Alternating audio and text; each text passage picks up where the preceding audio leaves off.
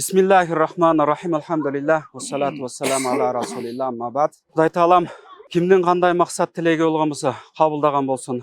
Аллах Тааланын буйругу менен, Алланын каалоосу менен мына ушу жерге келип бүгүн жакшынакай бир эс алып отурабыз.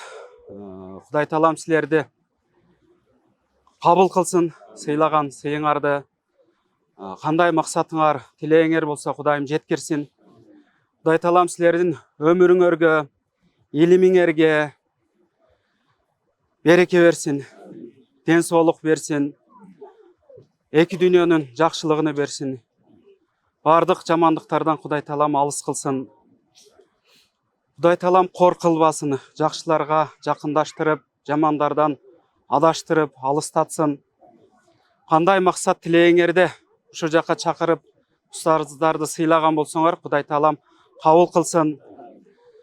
Дайым өмүрүбүздүн аягы чейин, урпактарыбыздан кыяматка чейин алым, алималар, хафиз, хафизалар чыгыштыгына Кудайым насип этсин. Аллах Таалам мүмкүнчүлүк берип, мынакей 7 жыл илим алдыңар.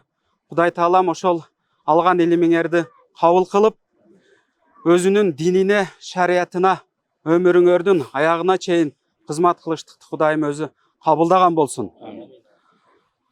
Аллах Таалам дагын ушундай бир жакшы иштерде жарышып, кызмат кылыштыкка өзү кабыл кылсын. Бардык устаздар разы. Дайым ушинтип устаздары сыйлаган болсоңор, Кудай Таалам өзү сыйласын, өзү разы болсун. Кандай максат тилегиңер болсо, Кудайым өзү кабыл кылган болсун. Алла разы болсун бардыгыңардан. Көп-көп дуа кылгыла, диндин кызматыны кылышка өзү тауфик берсин. Ушунча инсандардын арасынан 7 жылдын арасынан тандап калдыңар.